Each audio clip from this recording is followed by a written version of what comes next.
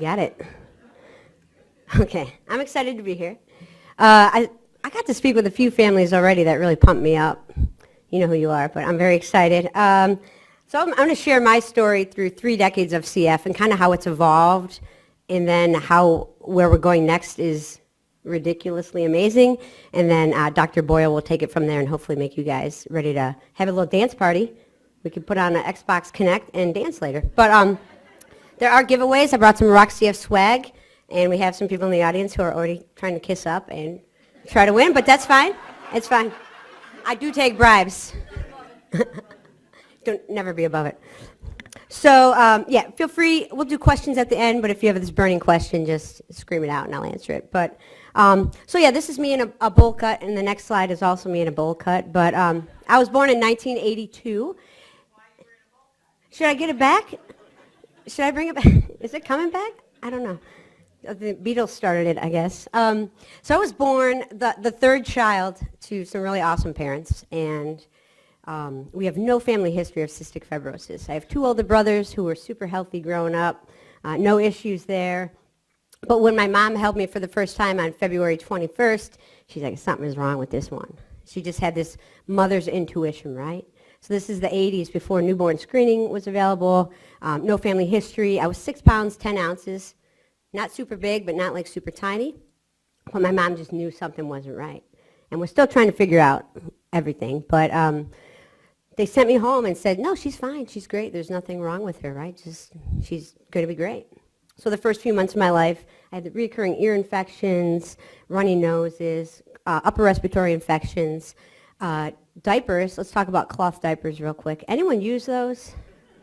Oh, good. Cool. So so my parents were using the Tidy diaper service, I think it's called, and pretty good with my brothers. But then when I came along, they were going through diapers like crazy. And my dad was on diaper duty, and he's like, Deb, something's wrong with this kid. I'm doing like 17 diapers a day. We're keeping this business in business. We're the best customer in the land.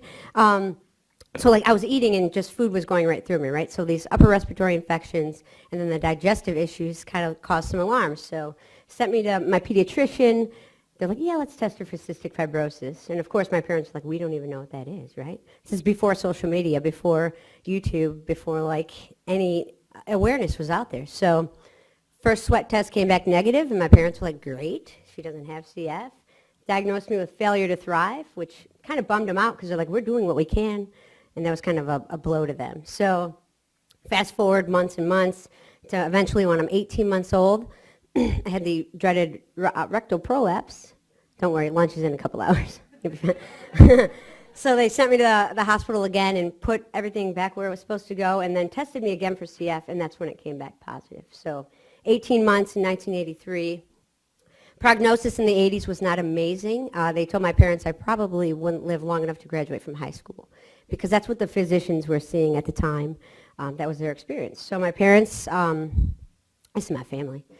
The bowl cuts are also genetic. Except my dad's come over.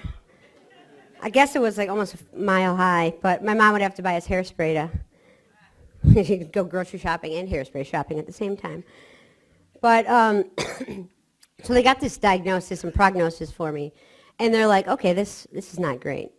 But my parents are awesome, and they took this info, and they're like, okay. They took some time probably to digest it, but then they're like, she's going to be just like her brothers and live an awesome life, and we're going to make sure she does that. So my childhood was pretty rad. Always outside playing, talking trash to the kid picking his wedgie, and I'm still trying to figure out who that kid is, but I definitely grew up with him. And I've got a pack of Big League Chew in my back pocket. Always outside playing with my brothers. So that's even when I talk to parents now, like, just let your kid play and be like any other kid. Get him outside. Get him running and breathing and coughing and just being like any other kid. And my parents embraced that. And we'll get into treatments and stuff in a little bit, but I didn't have any of the treatments that you guys have today, right? So I wasn't sitting down and doing the vest, the fish mask, Pulmozyme, hypertonic. That wasn't available. And we'll get into those treatments in a little bit. But so it was just like chest PT, which my parents had to do on me a few times a day. Chores were not out of the ordinary. My brothers did chores. I did chores. This is a disclaimer, though. That is a panda sweater. So every city I go to, I put it out there. If you guys are at a Goodwill and you see this sweater, I want it back. I think it's a red, maybe size 8 to 10 panda sweater vest. So if you find it, send it back to Roxy F. So my parents didn't give me any breaks, is my point with this. They made me build the deck in our backyard. It's fine. My dad's laughing in the back, but it's fine. Somebody had to build the deck. They just didn't hold me back from anything. And I've met parents in the past who say, like, well, we want our kid just to, not have to do that, and tailor their parenting so the kid can just do treatments and have fun and not have like real life experiences. And that was not how my childhood was. So, which I thank my parents for. So they didn't treat me any different. I had sleepovers at my friends' houses at age 5. Like, I did everything that my brothers were doing, and it's paid off. It's really gone a long way. So back to the treatments. This chest physical therapy is kind of like the first thing that they threw at me when I was a kid. We're diagnosed, they're like, okay, parents, you get to beat your child for 20 minutes 3 times a day. And my dad is like 6'7". I'm 5'2", so I like to tell, you just gave me CF, Dad. That was it. You did not give me your height. He doesn't laugh at that, but but yeah, so, and he's just this giant guy. So before we got the orange table, that's not my mom, that's at CF camp, which we'll get to in a minute. We might need some drinks for that. So my dad would lay me down. He'd sit on the bed with his feet out on the floor, and my head would be at his feet and my feet up to his knees, and he'd just like pound me very gently like a gentle giant. But some of you know that I was a drummer, and that's where I learned drum beats. My dad was a musician and a music instructor in school, so he would teach me paradiddles and drum beats, and it was a great time. Now parents just like put the vest on their kid and go do dishes and do your thing, but my parents like had to be with me and physically do this. So it was a really cool time for us to be together, even though they were beating me, but it was still awesome. And then my mom would come into the mix, and she's my size, but she was an athlete, so she had this like whip in her hand, like not a whip, but her hands were very flexible. And I knew that I was being a little jerk if she left her rings on. And that's one thing, like, if you, if you talk to kids, I guess we're kids, but adults my age that had to go through this, I think all of us would watch to see if our parents took their rings off and put it on the dresser before they started doing PT. But this was our chance to really be together. They would whistle, and I'd come running in if I was playing outside, and then Mom and Dad would pound me. My brothers would get in on the action sometimes, and I'm not sure.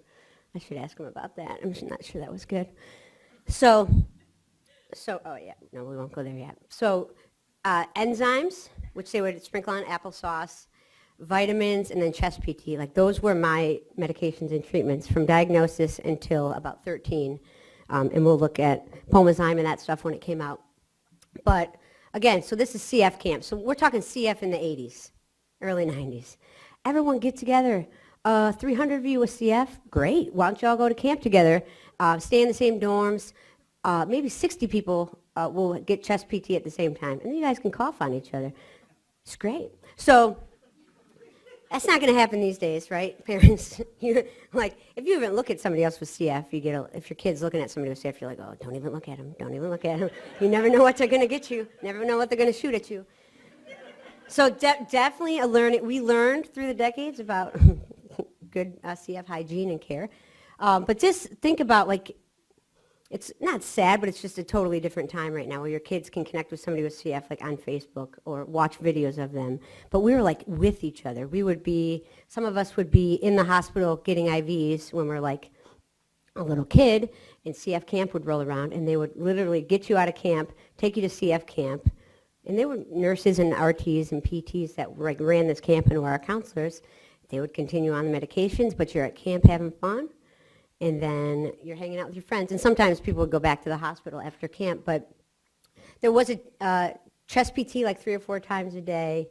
You did all your treatments that were there, so just like some inhaled albuterol.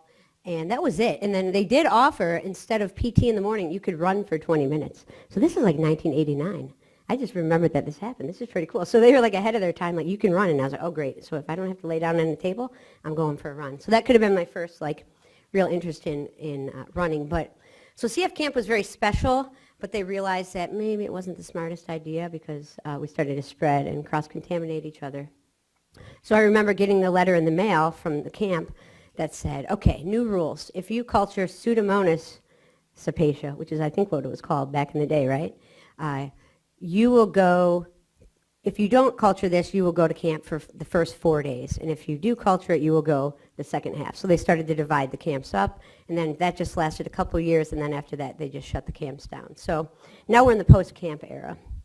And it's different, but it's what it is, right? In order to stay healthy and thrive, we have to do what we have to do. So the treatments. So Pulmozyme, 1993, was approved by the FDA. And this is like the first real drug that we could put in our toolbox with CF and say, okay, now we're going to start attacking the symptoms of CF, right? So I remember 7th grade getting a nebulizer and starting Pulmozyme. So I went from age 18 months, or 0, to 7th grade without a treatment.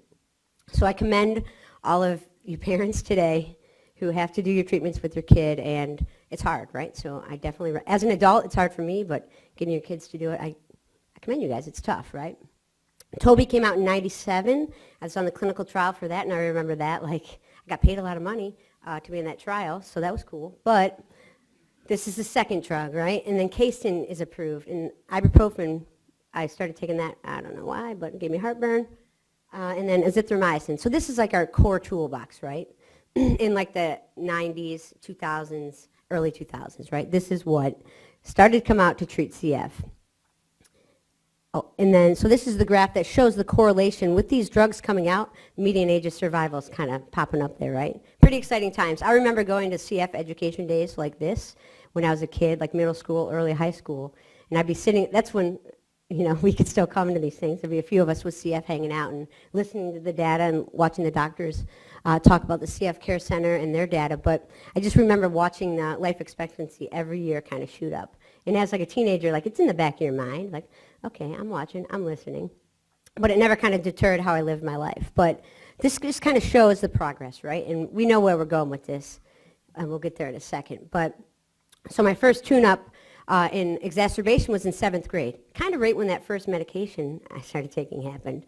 I remember freaking out a little bit because I just pictured in my head when my doctor, like over Thanksgiving, said, Friday after Thanksgiving you have to go in the hospital. In my mind, I pictured like going in and just having chest PT for 24 hours, like a conveyor belt. It's like a treadmill, and everyone just walks by and pounds you for 24 hours because I didn't know what was going on back then. So it was the first like real time in my where like, okay, this is CF, right? Sure, I go to the hospital every 2 to 3 months to get weighed, do a PFT, talk to my docs, get my flu shot. But this was the first time like, okay, this is CF. This is more than just a few appointments every year. From there, the exacerbations started popping up like 2 to 3 times a year. I was a really big basketball star. Not really, but you might have seen me on ESPN.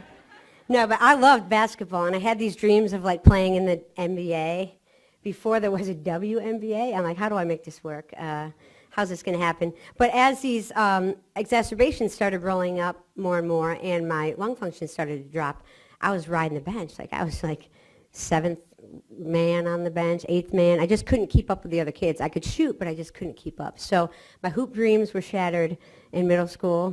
And it's not because of my height. I'm sure that didn't help, but it's just I could no longer keep up with the other kids. And this kind of like set the tone, like I'm not sure, you know, what my future is really going to be like because I started to have these exacerbations more and more. So did the high school thing, graduated. At that time, gym class was my favorite class, but I wasn't not playing organized sports because I just couldn't keep up with the other kids. Super athletic, but I gave up, which is not amazing, but I got it back. So I went to college at Wayne State, which is a university in Detroit. Did a couple years there, studied theater, and had dreams of like moving to Broadway and working backstage. I'm a theater dork. I love it. PBS had a great special about In the Heights last night. I'm not sure if anyone watched that, but it was great. So I decided to stay in Detroit, like closer to home, because that's where my family was. My CF Care Center, Children's Hospital was there, and this is a trick, kids. If you don't want to transition to adult care, just tell your peds team that you're going to be moving out of state. So I did that for 7 years. And I was like, I'm moving to New York, guys. I can't transfer it. Why would you want me to transfer it? It's not going to be good for me. So eventually at the age of 25, I transitioned to adult care. It's fine. It wasn't that I didn't know how to take care of myself, which is kind of why we transitioned, is to put like the ball in your court and like you're in charge of your CF care now. This was like, I didn't want to leave my team. It's like divorcing 600 people, all the nurses and the cleaning staff, like those are my people. So I eventually did transition at 25, and I'm happy I did. But so all that was going on, like playing in a rock and roll band, taking a very long hiatus from college, which is 16 years now. My parents were both teachers, so when I told them I was going to take a break from college, they were really excited about that. I started folding T-shirts for this local Detroit retail company, and then working for the Red Wings and the Tigers, doing their merchandise a little bit, but gaining all this knowledge that which has now shaped Rock CF and some of our apparel and events. But I was doing all this because I wasn't sure what my future was going to be, right? So I was just kind of living life, playing in this rock band, which you've never heard of, although some of you have seen us live, and I apologize for that. A five-piece girl band, when we all worked together at this retail shop, and I'm like, guys, we should start a band. And they're like, what? I'm like, yeah, you're going to play bass, you're going to play guitar. We auditioned a singer. We didn't even know how to play our instruments, and we were auditioning a singer. But it was fun, and we used the band and our friends' bands to like raise awareness about CF and do these rock and roll shows for eventually Rock CF, which is today. So let's just say I wasn't short on life experiences before my mid-20s. It was really cool. The flip side of it, though, is my health at the same time, like I was having fun and playing in a band and working retail, my health was declining, right? I used to say I was completely compliant, but now, like the past couple of years, I'm coming out and sharing that when I was in the band and playing in smoky bars until 2 in the morning, which is not recommended, I just wasn't coming home and doing treatments like I should have, sleeping in until 10, then going right to work and not doing my best like I should have. That really put my health in jeopardy, and I eventually went on Social Security and disability, which is not an amazing way to live if you're trying to like thrive as a human and you're tied back by this stuff. So that was about 2004. Worked with my social worker at the CF Care Center, and when this happened, it was kind of like, oh boy, now what do I do? That's when I was in the hospital 3 to 4 times a year for 3 to 5 weeks treating these infections, right? So in my mind, I'm just like, I don't know what's going on with life right now. And one day I decided I was sick of being sick, right? You get in this cycle with CF or I was in this cycle where I'd be in the hospital for 2 weeks, 3 weeks, finish course of IVs, get out, and then like 3 months later be like, oh, it's been about 3 months since I've been in the hospital. I don't know if I'm feeling good. I should probably go back in. Like, it was just this cycle because it was easy, right? Living with CF is not easy, but that cycle became easy for me. So one day I was like, I'm sick of this. This is not where I should be, and it's not where I could be. I could be more. So at the time, I was totally not exercising, and I was actually the couch that the potato is laying on in this picture, just giving him a little support so he can kick his legs up. So I decided to change my life a little bit. I wonder if that's going to play right in the... This goes out to the millennial who works for me and got this to work. So here's what happened.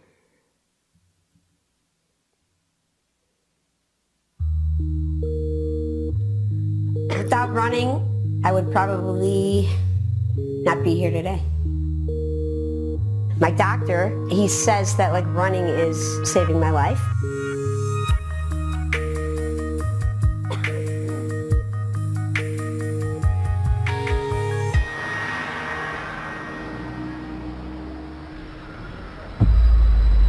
Cystic fibrosis, it's something that you're born with. It causes your body to produce this really thick and sticky mucus. The mucus in the lungs traps bacteria. Then the bacteria turns into lung infections. And that's kind of like why people die from CF is lung issues. They told my parents I wouldn't live long enough to graduate from high school.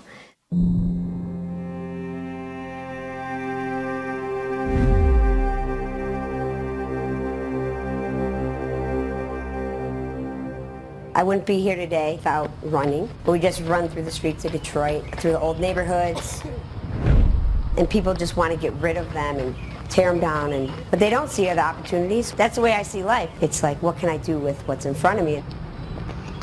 I was a couch potato. I was so inactive. My lung function was probably 50 to 60%. I was in the hospital 2 to 3 times a year treating lung infections. I was playing drums in a rock band, and I can kind of consider that exercise. Then I decided I'm sick of being sick. What can I do to change my life? So I started running. When I first started, I set out to run 2 miles.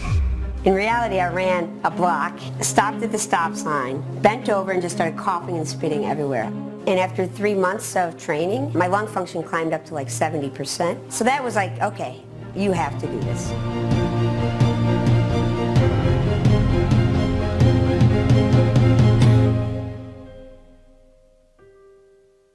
And I don't know what kept me going. I guess I wanted to really prove to myself that I could do it.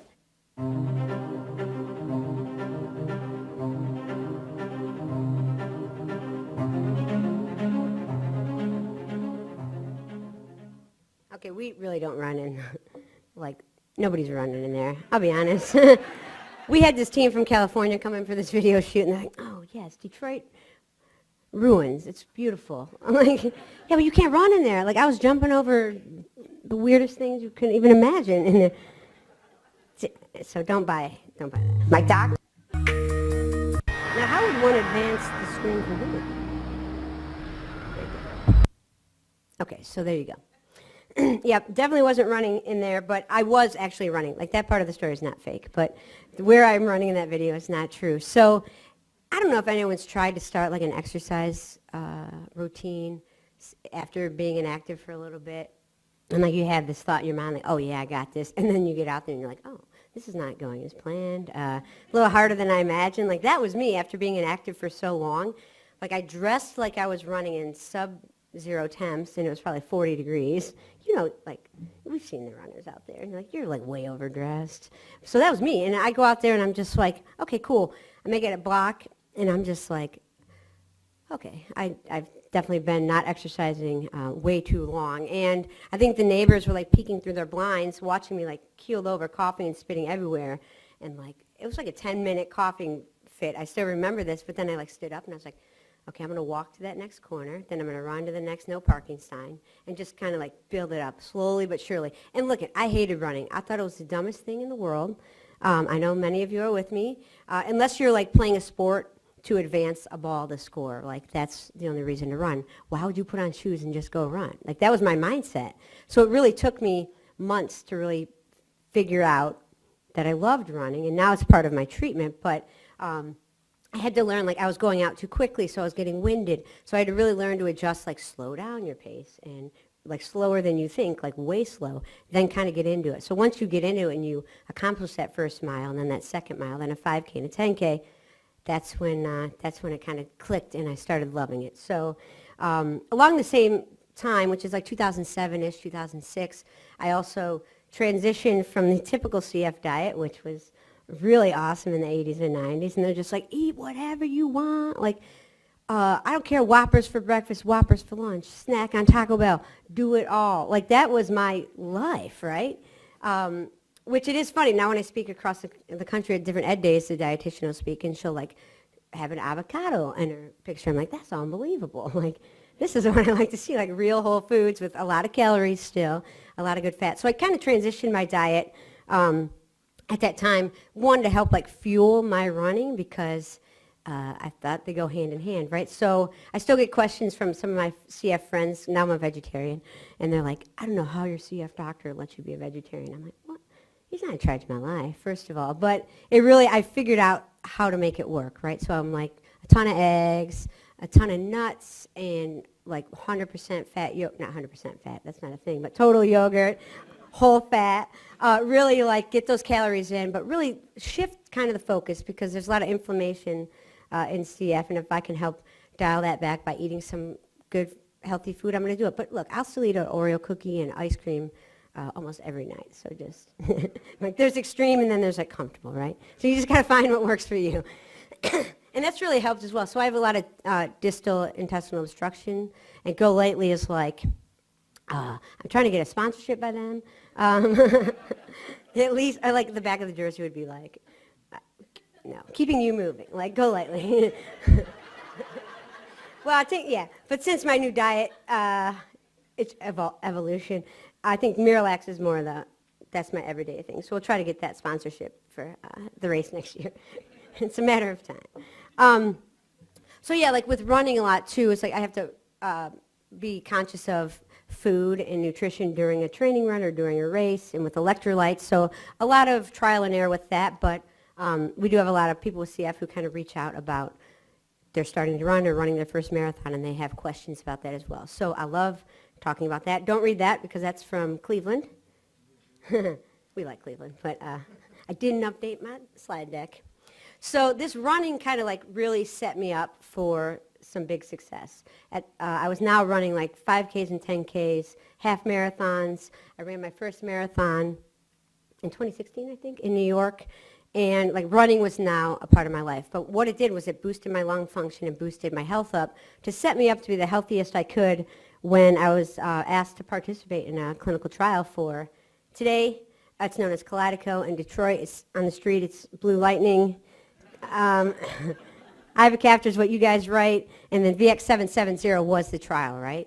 I was approached by my pediatric research coordinator when I went back to visit them one day, and they're like, Emily, you qualify for this clinical trial. And I've always been a clinical trial advocate because I figure if we don't do it, who's going to do it? We need all the help we can get. And they're like, it's a pill you take twice a day. You have to drive to Cleveland. So I was driving from Detroit to Cleveland every 7 days for this clinical trial. Mileage paid pretty good on that trip, so I definitely banked some cash there, which is not why you do a clinical trial. That's a little asterisk right there. But I was like, that's cute, like a pill for CF. That'll really go a long way, right? Because really with CF, like treatments are Pulmozyme and hypertonic and Toby, like drugs that attack your lungs. That's what's really going to help us. A pill, I took zinc. That didn't do anything, but I'll give it a try. So this was for a phase 2 trial. So I drove to Cleveland. It was a really long trial, so I was down there quite a bit. They're shoving tubes up my nose to measure the electrical charge, an NPD. Weirdest trial I've ever been in. Very invasive. And I was on placebo. So I was on placebo where I thought, like, this drug is nothing. Thank you, guys. I appreciate it. The information comes out after the trial, and I'm reading. I'm like, oh, it's actually for like the underlying cause of CF. Like, I didn't read too much about it before, but after it came out, I was like, well, this is very interesting. I got a call and said, do you want to do phase 3 trial? And I'm like, sure. That's at University of Michigan, my people. So I do phase 3. I'm like, let's see. It's another pill. Is this really going to work? 4 days into taking this Blue Lightning. Kalydeco. Vertex hates it when I call it Blue Lightning. I have look, never mind. I take this pill twice a day, and I'm walking down the street with my brother who just moved to Florida, and it's Christmas time, 4 days into the phase 3 trial, and we're laughing because that's what we do. And normally when you laugh with CF, it could turn into a coughing spell, and then a 10-minute coughing spell with a 5-minute recovery period, right? Because you don't just laugh with CF, like you go into a laughing fit and then a coughing fit. So we laugh, and all of a sudden, like I stopped laughing, and I didn't cough, and I took this deep breath, and I'm like, something feels very different about my life right now. And I looked at my brother, I'm like, dude, I think I'm on this stuff, whatever it is, it's working. Like, it's like as if somebody flipped a switch on the back of my head, and they're like, Emily, this is how life is supposed to be. Like, this is a breath. I don't remember taking a breath like that since like 2nd or 3rd grade. It was unbelievable. So then you go back, and I do a PFT at the clinic visit, and my PFT is like 88%, and I'm like, what? I remember texting Bob Bell. I'm like, Bob, my PFTs are now like 88%. With running, they hit like 70, but then they'd always really hung in the 60s and even lower, right? So PFTs are great. But those are like paper items, which you guys look at. It's like, great. The sweat chloride levels for the phase 3 in these trials were at or below a CF diagnosis, which is probably the most exciting thing about this drug because it really shows that it's tackling the underlying cause. For me, like I didn't cough any mucus up for a year and a half. And I just remember my cough being like really not a CF cough. And I had the air in my lungs was so rich and deep, and I had no mucus, and I could run. And usually when I'd run like a 10-mile run or 6-mile run, I'd leave a trail, and if I got lost, I'd just follow the trail home of mucus. Like, now I'm running, and I'm not coughing at all. Like, I'm running. I'm like, this is outrageous. Like, my hospitalizations went to once every 2 to 3 years-ish. The sweaty, when we sweat, we've got that sweet salt layer. I thought I would do a little experiment a few months into this drug and see if it was actually affecting my sodium chloride levels, right? So I was at the gym working out really hard, and there's people working out with me, and there's mirrors all around, but I'm like, all right, I'm going to lick my arm, and hopefully nobody sees this. So I licked my arm, and I'm like, okay, that's not salty at all. Then I'm like, a true scientist, you have to lick the other arm. Like, is that a control? That's a control. So I lick my other arm, I'm like, that is also not salty. So I like hop off, and I'm like, oh my gosh. I'm like texting people like, this stuff is actually working. So you put all that stuff together, and I'm running farther and faster now, and like, because I can, like, do it, I'm doing it even harder and failing faster, running faster and biking faster. But all this stuff is great, but it really like improved my quality of life. This is New York City Marathon, which was awesome. So these super long bike rides, like from North Carolina to Baltimore, and this year Detroit to Kansas City, it's hot. I'm not like sweating like I normally do. Normally my black bike shorts would be gray, covered in salt crystals, but now they're just like normal. So I still take salt tabs in this heat, but not as much as I would used to, and I can recover faster. I'm not dehydrated every day after I do this stuff. So it's been amazing. So I still culture Pseudomonas, so I still have to do Pulmozyme and Toby. I'm doing the Podhaler right now. It's pretty cool. Still do my vest every day, and still have the treatments that I was on before Kalydeco, but my everyday life is completely changed, and quality of life is like through the roof. I bought a house, which is great. They tell you buying a house is great. And then your kitchen, pipe explodes in your kitchen, and you need a new kitchen. That's 3 months into owning the house. And then now there's a leak in the heating system under my floor, radiant floor heating. So I might have to, I don't know what I'm going to do. They're saying maybe put some baseboard heating in. That'll be like maybe $50,000. So I'll be starting a GoFundMe. If anyone, who was that diamond sponsor again? Let me call them up. Where's John's Hopkins family? So, I mean, this stuff's great. I bought a house. I have to shovel my own snow and rake my own leaves, which actually I hire that out now because wet leaves are not good. Gardening and Christmas decorations and Halloween decorations.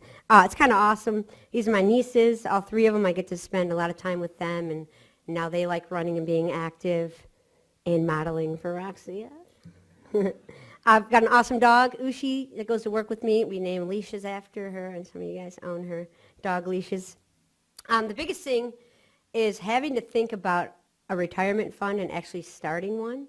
And I've been speaking about this recently because I've lived like 3 decades of CF, and maybe 2.5 of those decades were like, I'm not sure what life's going to be, just enjoy it while I'm here.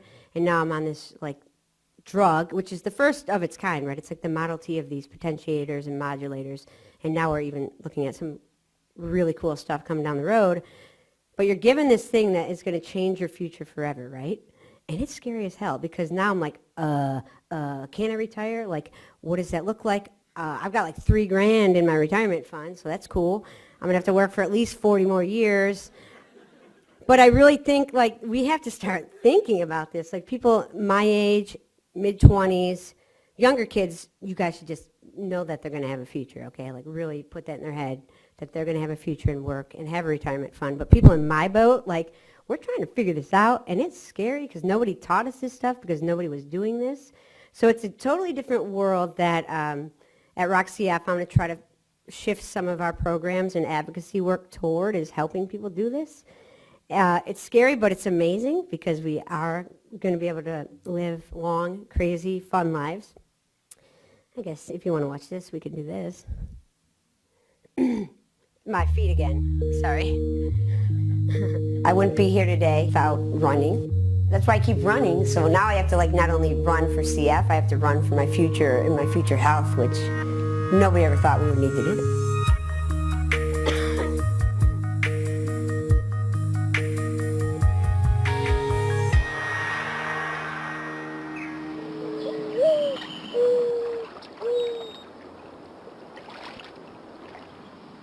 I love trail running. It's just nice to be around nature and not having to fight with cars. So it clears my mind. You know, it's that one time where I can be like everyone else. I meet a group to run. They don't know I have CF. I can't put a number on how many people that we've kind of helped start running, but it's a growing number, and it's going in the right direction.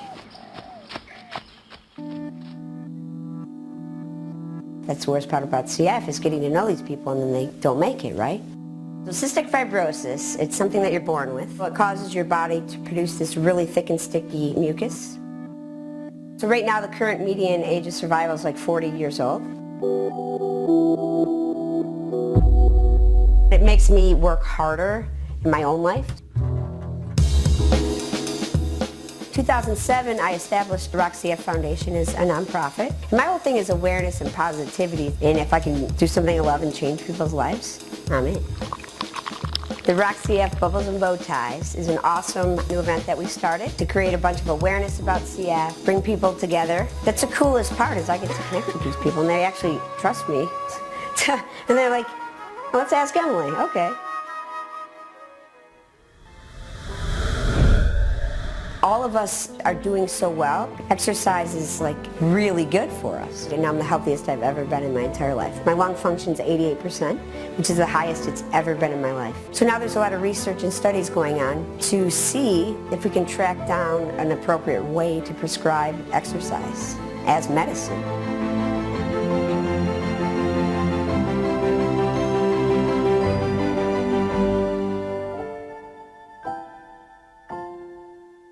Yeah, running is kind of who I am right now. It's a big part of my life, and it's a big part of my health and my future, keeping me alive. I run to live. Audio Jungle. Okay, you get it. I like running. So in '07, when I didn't know what I was going to do with my life, I was speaking more and more with the CF Foundation and doing a lot of fundraising events and doing these rock and roll concerts. So I started CF. I started it as a 501c3, but I didn't know what I was doing. Like I had friends on the board and we're just doing stuff, doing these fundraisers. But 11 years later, I guess now, it's kind of transformed. So we started with rock and roll, which was like my lifestyle at the time. But as I started exercising and running, we kind of shifted the mission of the foundation to embrace that. And now one of our big programs is Kicks Back, and I know a couple of you guys, your kids have been in our program, and it's where we donate running shoes to people with CF to get them either moving off the couch, like me, if they were that little couch that the potato was sitting on, or like Josh on the right here in the red, he's a local runner. We have the same doc. He runs like several marathons a year, and he's like a sub 3-hour marathoner. He's ridiculous. So running shoes are expensive, so we'll supply him with shoes to keep him going. Another part of the program is registering them for a race of their choice, right? So if somebody like wants to just start exercising, whether we've had people in the program who are in their 60s down to like 6 years old, right? So getting them excited about exercise and getting them maybe in the first turkey trot or their first 5K to walk, just to build up that confidence, and also like running races are fun, right? They're exciting, and you feel normal when you're there because you're just there for the same reason, to run and have fun.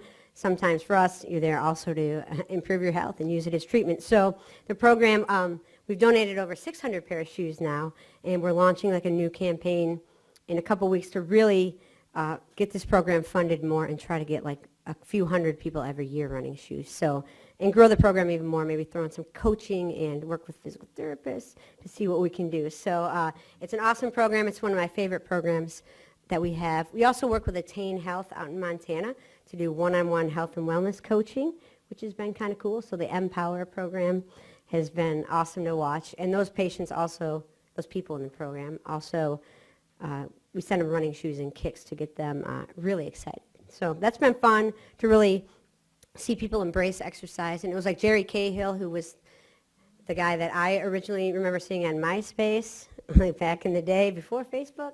And I mean, how's this guy so old with CF? Like, what's going on?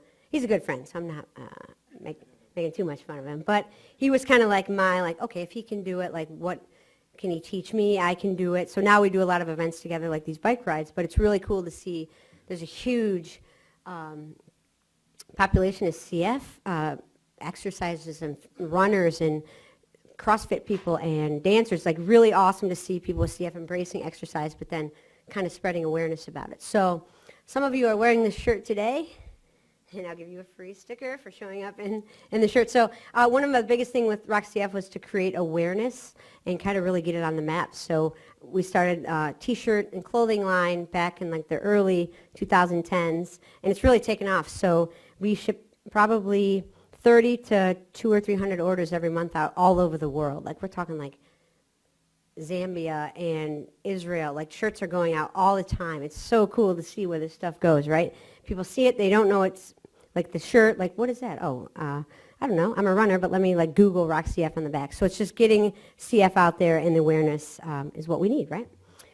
So we'll do this last video, and then we can do some Q&A. This is like a summary of Rock CF real quick.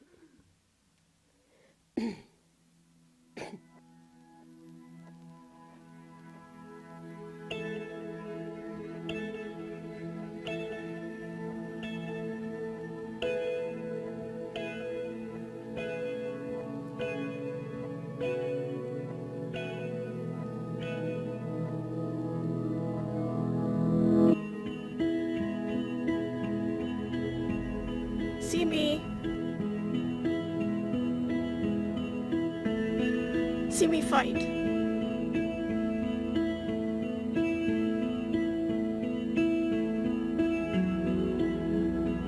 See me.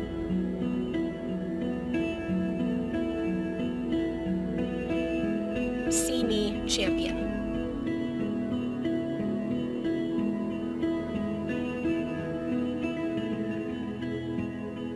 See me. See me swim.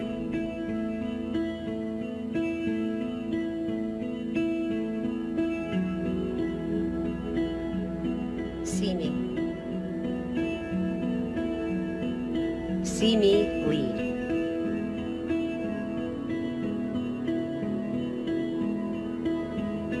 Rock CF is a community, thousands strong, changing the face of what living with cystic fibrosis looks like, and giving those living with CF the tools not only to survive, but thrive.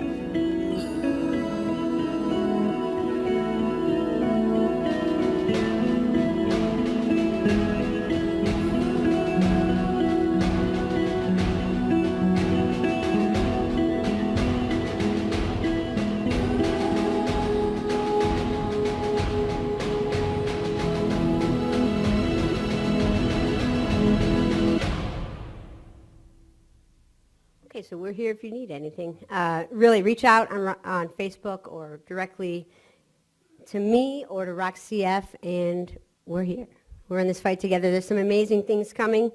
The last slide is a photo of 92 adults, I think, with CF, and it really just showcases from my diagnosis and prognosis in the 80s to where we are now is over half the CF population is over the age of 18, and that's just a showcase to the CF Foundation and Hopkins and everyone working hard to find a cure, but in the current, like real time, find new treatments that help us live an awesome, better life.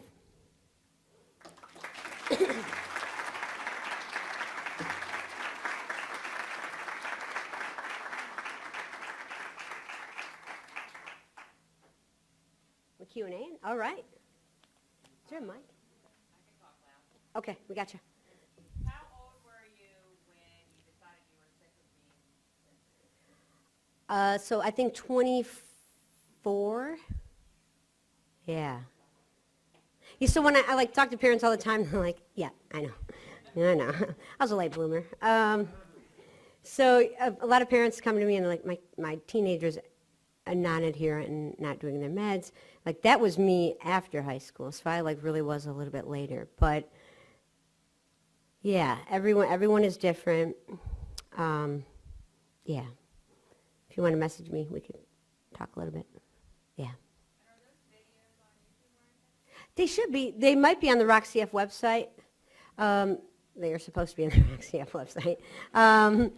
Yeah, if you just put in RockCF on YouTube, they're definitely on Vimeo. Is that a thing? Yeah. Okay, good. Yeah. So check the website first, and I think the Facebook page as well should have them. Yep. Anything else? Yeah.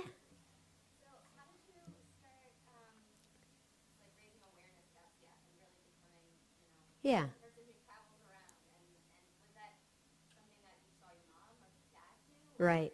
How did that Yeah, so I think we did like Bowl for Breath, which was like a bowling event when I was a little kid.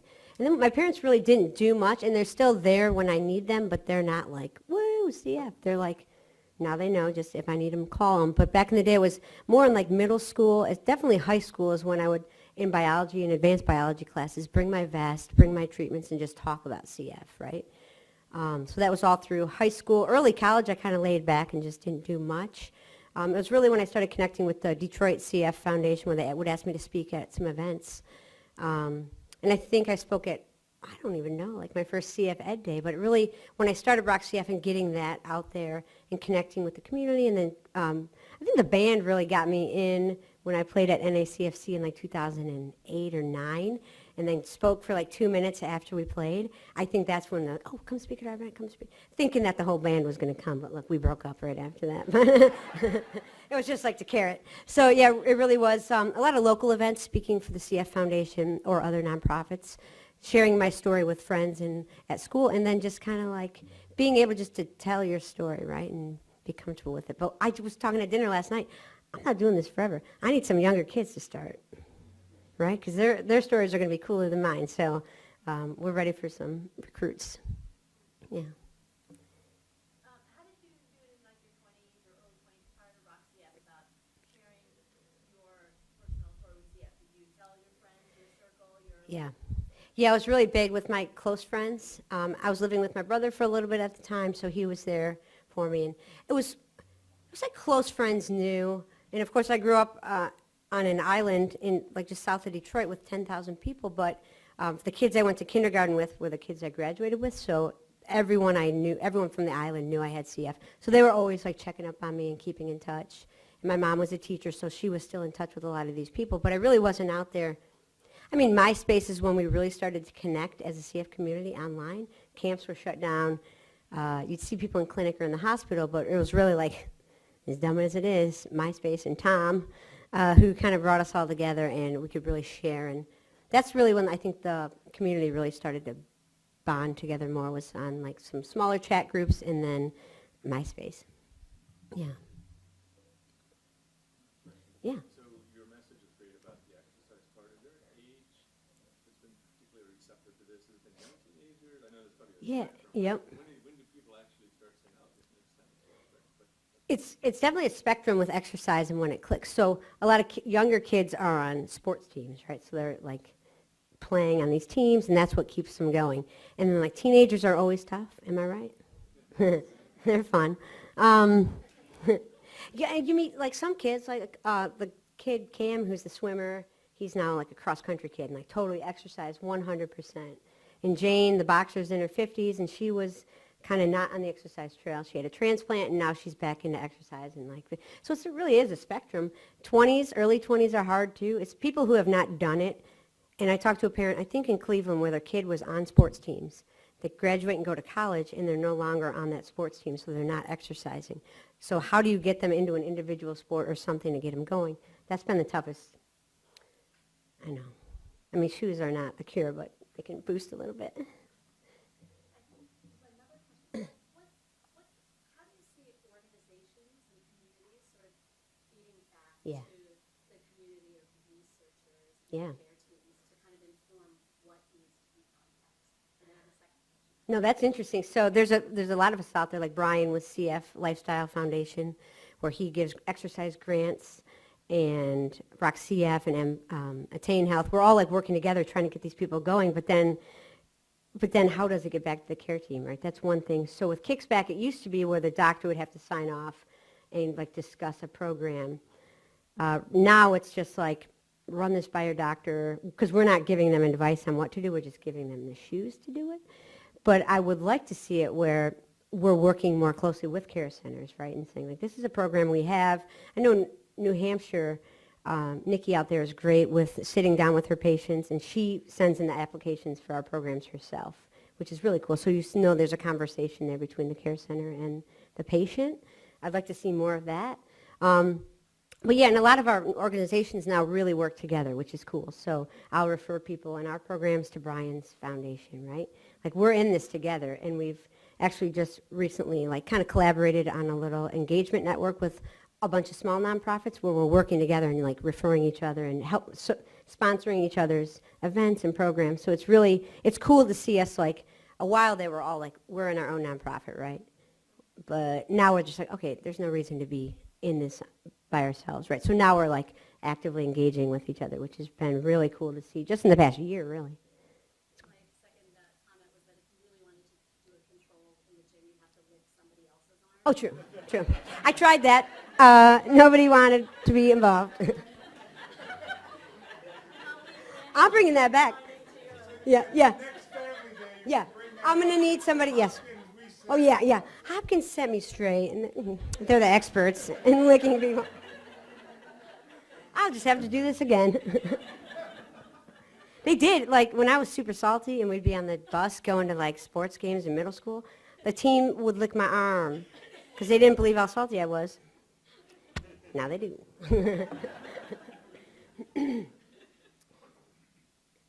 Oh, yeah. I just want to say thank you. You're such an inspiration. I've heard you speak a number of times. Oh, yeah. Thank you. It's fun. So I heard you speak a few years ago, and, well, not so long ago, because you were telling the story about going from couch potato, Yep. couch under the potato to runner. And it just seemed such a world away from the experience that my son was having. But now he's had a similar experience because he's, since July, he's been in the clinical trial for the triple combination. So his story's a bit Yeah. different. He wasn't able to start an exercise program before that. But Okay. after that, he's been motivated and Wow. started to exercise. And he's just finished a course to become certified to be a personal trainer. Wow. Really? And it's something that I never. That is, wow. Epiphanies. Yeah.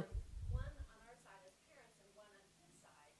He had the same experience you described. He said, I had no idea what it felt like for normal people. Yeah. That was just Yeah. so earth-shattering. And for us, we just didn't realize how almost depressed he was. Yeah. Because the thought of starting something like that was just such a huge undertaking. It's huge. And so maybe back to Dr. Franchi's question. I mean, it seems like there's such an interesting relationship between exercise and depression. Yes. Exercise is a great treatment for depression, but when you're suffering from depression, it's so hard. It's hard to get out. It really is, especially, I mean, now we're recognizing and treating anxiety and depression, and I see a therapist every week just to talk about life and get through, like, living with a chronic illness, right? And, yeah, when you're sick and everyone's saying, yeah, you should exercise, like, that's easy for you to say, but really, like, it's not that easy, right? I mean, that's surface-wise, and then you're in your head, like, it's hard, right? There's harder days than not. And then when you're given this chance with Kalydeco or triple combo or something where it's like, boom, you flip the switch, it's almost like, holy cow. Like, I mean, I was running this week, and I had a junky morning, and I'm running. I'm like, man, I wonder what it does feel like to run without CF. And I never think, like, negatively, but maybe I was feeling a little down. I'm like, I just wonder what it would be like, right? Like, you better be winning the Boston Marathon. But so you still have these thoughts, even though, like, every day is, like, the best day ever. Like, literally, my day every day is just, like, so awesome, right? But, yeah, I mean, these drugs are truly changing the way we think. And, like, even before Kalydeco, I knew that I was, like, I had fun, I had a good life, but I wasn't thinking about, like, long-term and, like, how cool life could be and how important exercise could be. Well, I'm very excited about this. I remember you guys from last time. Cool? Oh, yeah, we need our assistant.